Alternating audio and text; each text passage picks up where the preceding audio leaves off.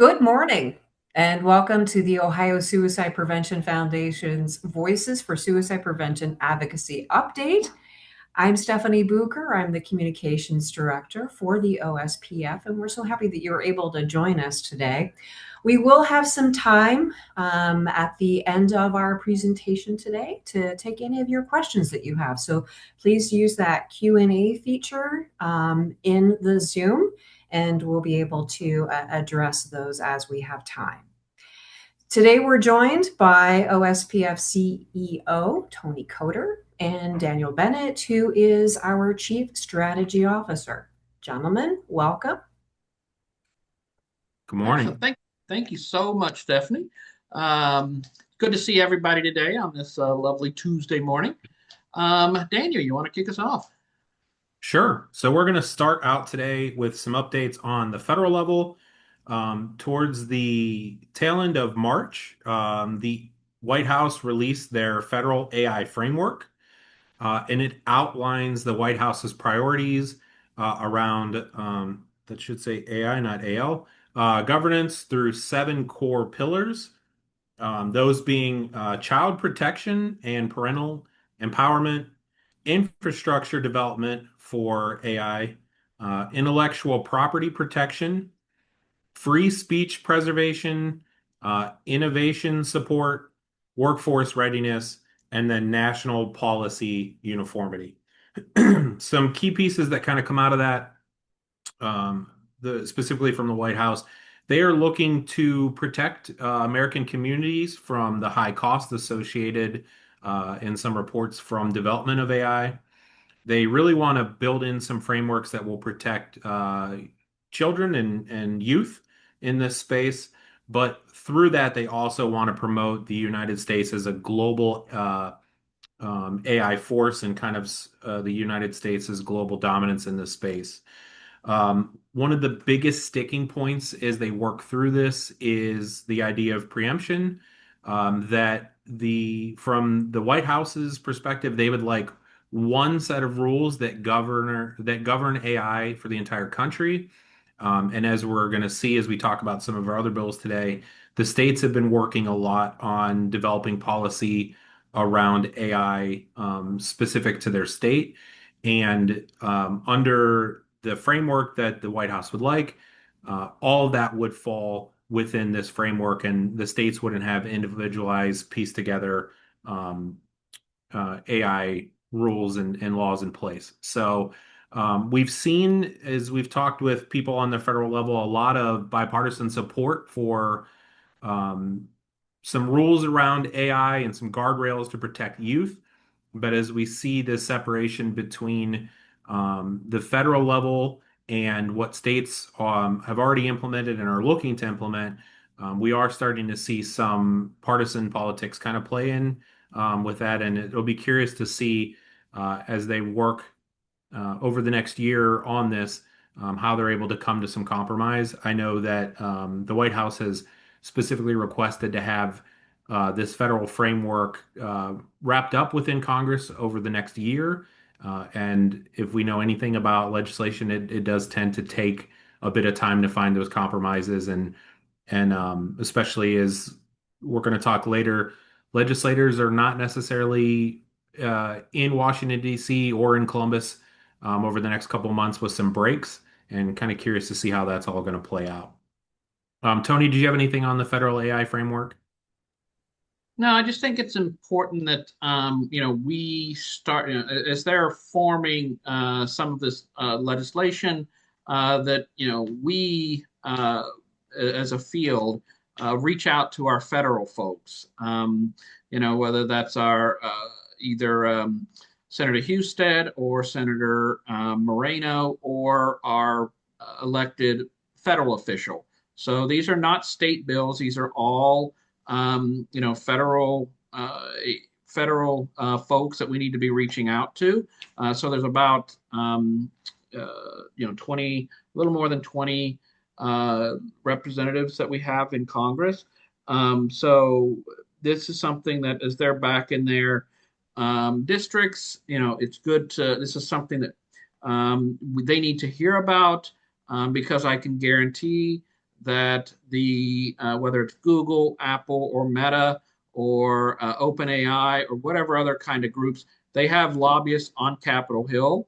So obviously, we are doing the good work in communities. So meeting folks at their district offices, every legislator, every congressman has their district office somewhere within their district. So this is a good opportunity to get those. And sometimes it's actually better to talk to an aide than it is to talk to a member, because members get a lot of the information on how to vote, and even recommendations to vote from their legislative aide or legislative director. So, this is a good opportunity to reach out to your congressperson or your U.S. senator to actually help um, be a voice, so that um, it's not all about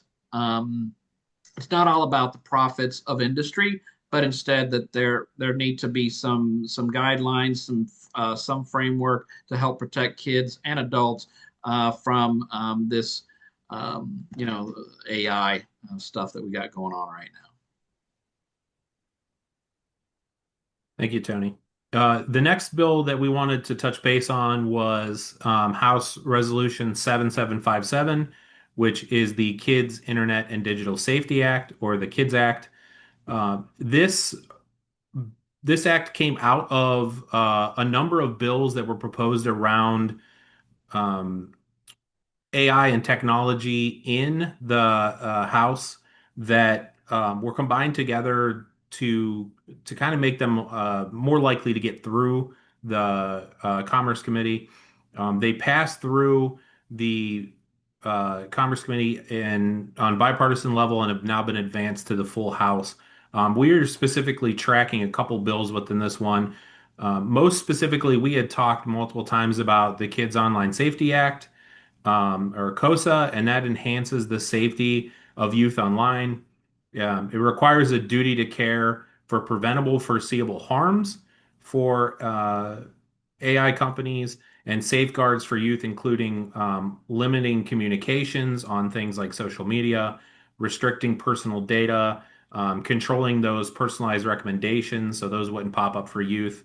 I'm always worried that every time I go to buy a gift for my wife, that AI or social media is going to spoil it because it gives me recommendations on similar items.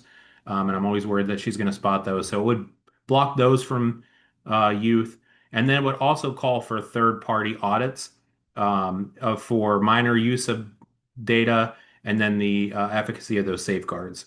So there would be a third-party entity that would make sure that those safeguards were working effectively, and that any minor that's on these apps, that their data would not be used in a way that's not appropriate or not outlined within the bill. So that one is one we've definitely been paying very close attention to. And then the AWARE Act would create materials that would be available to parents that would give them some education on social media and AI. And then with the SafeBots bill, that would ensure that any chatbots would clearly disclose that to minors, that they are artificial intelligence, that they're not a natural person, and that they're not a licensed professional to give advice or counseling or things like that, so that when youth are interacting with a chatbot, there's a clear distinction that this is not a person, that this is not someone that I could take advice from. Uh, where we're seeing, especially here in Ohio, a lot of these conversations around AI are with kids interacting with chatbots and either getting information on suicide that's inaccurate, or some cases have been downright harmful and have even encouraged self-harm and suicidal behavior. So, um, again, one of these bills that we're tracking, paying attention to. We are not sure how the federal AI framework is going to impact this bill, whether it will shut this down or there'll be changes to it, or if it will ultimately fit into what Congress decides to do with this overarching um, slate of rules for AI. Tony, anything there? Now, it's I think the administration is very keen on making sure we don't stop technology advancements. But again, I think, but there has been the conversation that yes, we need to have some smart guardrails to make sure that folks aren't harmed. So, again, I just encourage folks um, to reach out to their federal legislator and discuss, and it actually helps you become the local expert on this issue, and not let OpenAI be the quote unquote expert in this area. So.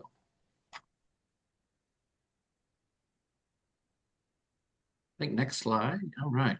So last week we had the opportunity to be part of a press conference, which introduced a pair of bill or two pieces of legislation that are going to be introduced around sports betting. The first is the Consumer Protection Act. And the folks at the press conference were us, OSPF, representing the suicide prevention field. There were four legislators, the Center for Christian Virtue, which is a pretty influential faith-based organization across the street from the State House, former NBA player Lawrence Funderburk, and two folks who are in the mental health field. One is a counselor and the other is an advocate for mental health, but also the gambling prevention, so problem gambling prevention. So the first bill is the Consumer Protection Act, which is going to be introduced by Representatives McLean and Click. And some of the talking points that they shared were that by 2030, Americans are projected to lose $1 trillion in personal wealth to gambling interest, which is a loss of roughly $300,000 every minute. And they also, it was probably said by every speaker that gambling addiction carries the highest suicide rate of any addiction, with up to 20% of severe addicts attempting suicide. Talked to the folks over at the Problem Gambling Network of Ohio, and it made sure that we were in line with what they were saying. They do great work over there. But the Consumer Protection Act is basically focused on the consumers, the folks who are betting. It would restrict individual wagers to a maximum of $100 and limits users to placing no more than 8 bets in a 24-hour period. There would be, if this would actually pass, it would prohibit the use of credit cards to place bets. Right now, you can place credit cards. I know that there have been a number of cases where folks have maxed out credit cards, and especially younger people have used a lot of credit to make and place bets. It would ban gambling companies from offering monetary incentives to current potential or new bettors. So I know that I've seen a lot of commercials where, hey, if you make a bet, then we'll give you, $100 in free bets or whatever. Those would be banned. It would ban all sports betting ads during live broadcasts of sports games. One of the other pieces that they talked about was that a person sees when they're doing when they're viewing a sporting event. Our children who watch games are being conditioned for addiction in real time. That researchers document that during a game that you see an ad every 13 seconds, whether that's an actual advertisement or like a banner ad or something like that, based on sports betting. Those would be banned. And that it would this would also mandate all sports betting must take place within a casino as opposed to apps and things like that. So there wouldn't be the apps, the FanDuels, the advertisement, the things that you can do on your couch. You'd literally have to go to a casino. There's also the second piece of this is the Sports Integrity Act, which would focus more on the industry itself. That's going to be introduced by Representatives Newman and Ritter. It would put a ban on prop bets. So those are the bets that this guy's going to kick a 50-yard field goal, or Um, the national anthem is going to take more than 2 minutes. Those types of bets that are kind of individual. Complete elimination of parlay bets, which are multiple bets over a couple of games or one game. Prohibition on all in-game wagering. So you wouldn't be able to place a bet if the game is going on. You could place it before and after, but not during. And then a total ban on all college athletic wagering. We know that we've heard from coaches across the country that have said that some of their players have been accosted and threatened. This is something that the legislature wants to take care of. In all honesty, I don't know how much of this, if any, will pass, but it is something that does bring awareness to the issues around problem gambling, especially suicide, and gambling, the financial aspects that can weigh into someone's suicidality. So again, I don't know how much of this will pass, if any, but this is something that was introduced last week. And it is something that will have bill numbers and everything, and they'll start probably getting to this in the fall. So wanted to give you a heads up on that. Um, and it's it's much more than us doing it. It's again a number of folks, and to have 4 Republican lawmakers. It was an interesting press conference. So next slide, please. So some updates internally here at OSPF. We have made some changes on our advocacy page. So we're really looking for some opportunity to create spaces where our members and our suicide prevention coalitions and folks who have been impacted by suicide across Ohio can step into this advocacy space, and as Tony said, be a voice for suicide prevention. So we have our Take Action page on our website, and on there you'll be able to see some of the bills that we're supporting, along with a newsletter that's going to be going out. You'll also be able to use our feature through One Click Politics, where if there's a specific bill that's on there that you are interested in showing support for, it allows you to very quickly submit your information. You can fill in a form letter with a little bit of personal information in on what you would like to say to your legislator, and then it will automatically identify who your legislator is based on where you live, and it will send them your support for whatever bill it is, or it could be for multiple bills we'll have up there. So it's a great opportunity if you are looking to get involved and you just don't know where to start, where you can reach out and get some information to your state and federal legislators depending on the bill. And we had our AI and suicide prevention symposium a couple months ago. We are having the next one on June 10th. So an opportunity to sign up for that training and presentation as well. The first one I got to sit through was excellent. We have speakers from Congress that joined us last time. We had folks who came from AI industry and think tanks, and it's just really great to have all those people come together and talk about how AI may potentially impact or affect suicide in the future, and really just kind of getting it from the folks who are doing the work every day and kind of understanding how their perspective and lens as they're working through bills and policies and creating this technology moving forward. Yeah, the next one, the next June 10th is going to include Dr. Way, who is testified before Congress, and she is a researcher from New York who's going to be talking about not only the the harms, but also some potential opportunities using AI in therapy and prevention and those types of things. We'll also have scheduled the attorney who is representing families and possibly a family member who has been impacted. Their child There's a number of families whose children have died by suicide, uh, being influenced by AI. So we'll have that attorney on there as well, along with possibly a family member. So should be an interesting conversation. Sorry about that. Next slide, please. No, thank you, Tony. One of the things that we would like to do as we host these monthly advocacy webinars is kind of build in some call to action as we move forward. And the call to action that we've got into this month is an opportunity, and Tony hinted at this earlier, to meet with your legislators on the local level.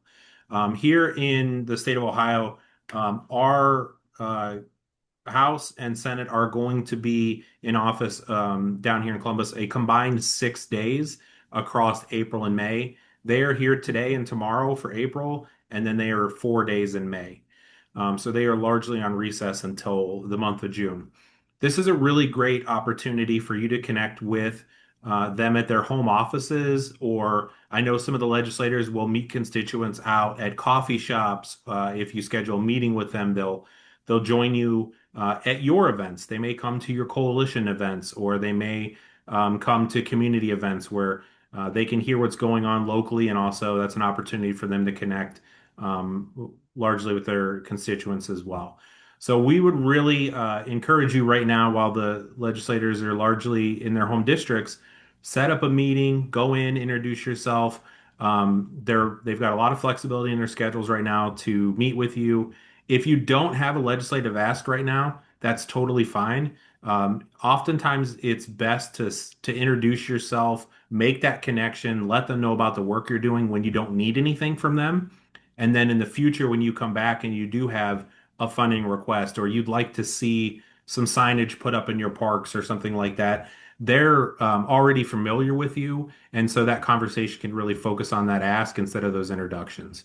So it's really a great time now to make those connections and start building relationships that maybe in a couple years down the line, maybe an opportunity for you to get more involved with their office on something. I would also say it doesn't just have to be our state and federal legislators.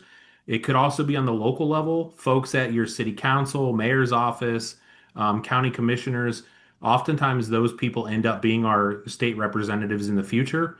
So if you build a relationship with them now, again, that can carry on to when they advance in office as well. So our call to action right now is make those connections, build those relationships, and continually be making the case for why suicide prevention is so important here in the state of Ohio.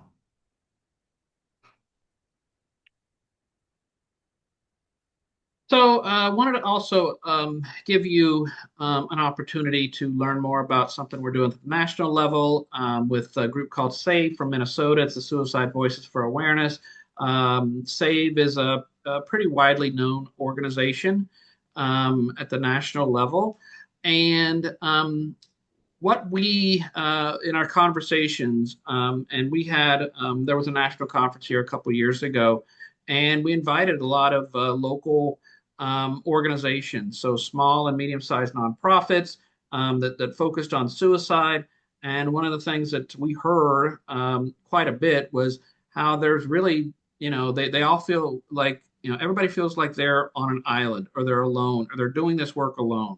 Also, the national groups are doing amazing work. They're doing phenomenal work at the national level. However, sometimes the smaller local organizations, smaller and medium size, are either forgotten, or that they don't have a whole lot of expertise or opportunity to have their voice amplified. So we're bringing together what's called the National Suicide Prevention Advocacy Network, and right now we've comprised about 20 plus local suicide prevention nonprofits from around the country. And the focus is national advocacy around suicide prevention, mental health. It's going to be, how can we represent better those small and medium-sized nonprofits? Not only from an advocacy lens, but also learning from one another. How can we network from one another? So maybe there's somebody doing some great things in Idaho, that, oh, wow, that might actually work here in Butler County. How can we make sure that we connect organizations, but also have a unified voice? The folks who are working at the local level are the ones who are seeing things every day. They know about community work. Folks know about um, the difficulties, but also what's going on personally in families and individuals. So, we really would love to, if you'd like to know more about this, send you some information. I know Austin Lucas from our office is going to be heading this up, as well as John Loft from SAVE. And I know that we have currently right now the September National Advocacy Day, an event in DC, where we're going to talk about AI, and it's currently named Parents Over Profits. We want to make sure that the profits of the industry are not the driving force in AI, in social media, in gambling, but instead that we have folks who have lost someone to suicide, that their voice is heard as well. So if you want to get involved, click on that QR code, and or contact Austin. He'll help you get to know more about the organization, as well as what we want to what we would like to see and how you can get involved. All right, gentlemen. Thank you. A lot of great information again. If you have any questions as a participant of anything that Tony and Daniel talked about, or if you have any other questions related to advocacy that they might be able to help you with while we have just a few more minutes of today's advocacy discussion, please enter those into the Q&A feature. Tony, you are going to be headed to the State House this afternoon. Did you want to just talk Yeah. briefly about that? So today they're having hearings on Senate Bill 167 and Senate Bill 175, which are both age verification bills. So that would require that parents provide age verification of their children. Why are there two bills? One's backed by Meta, one's backed by Google. And, where I'm going as an interested party because, frankly, there's been so many court decisions that have ruled that this is infringing on people's First Amendment rights of free speech. Um, and we want to have something that passes the court's muster.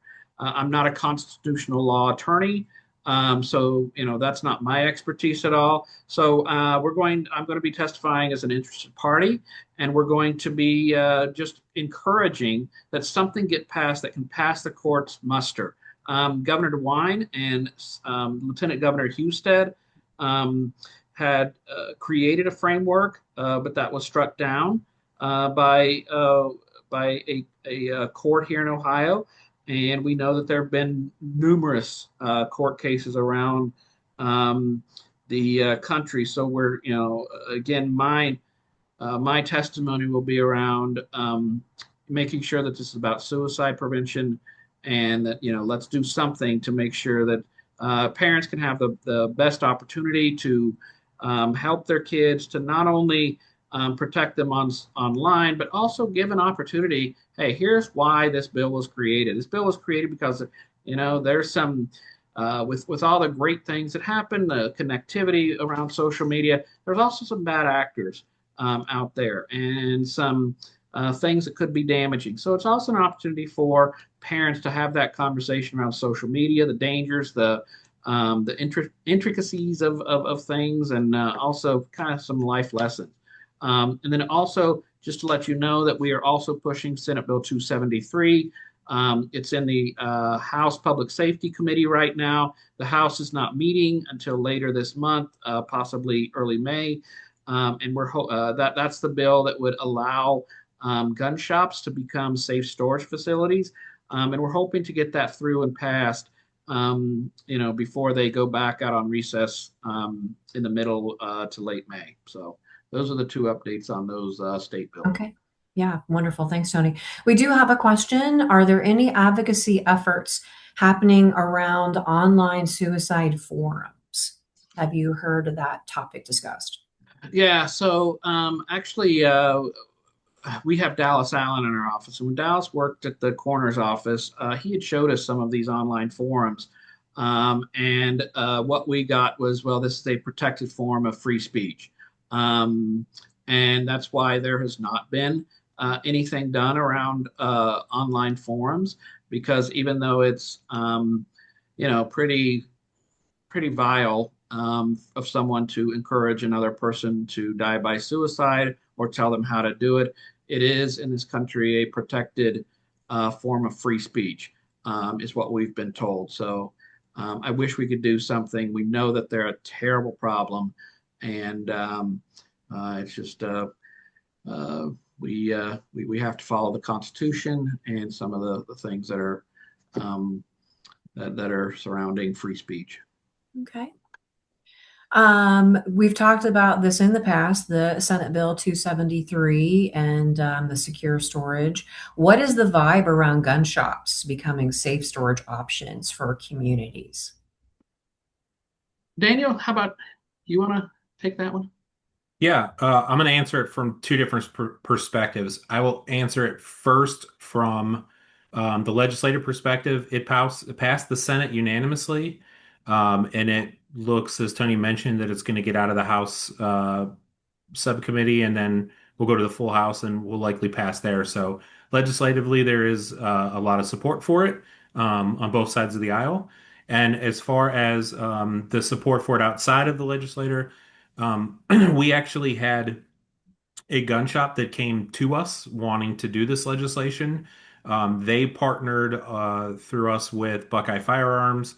And when it's come to folks going to the legislator to speak either as a proponent or an opponent to this bill, there have been no opponents. Everyone's been in favor so far. That includes groups like the NRA spoke out in favor of it.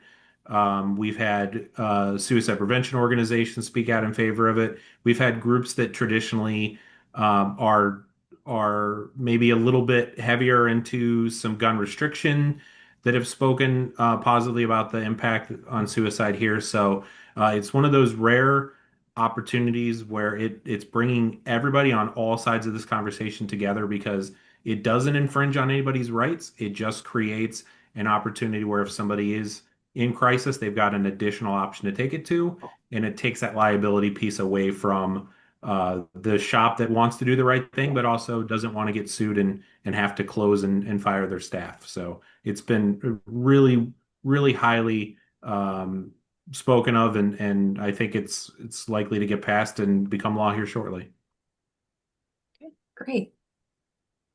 Well, again, thank you, Tony and Daniel, and everyone else who participated today. And we certainly hope that you'll join us for our next advocacy update, and that's going to be May 12th. There's a QR code on the screen if you'd like to screenshot that, and the registration link is on our Take Action page at ohiospf.org and will also be coming soon to your inbox. Thank you all for joining us today. We hope you have a wonderful day. Thank you.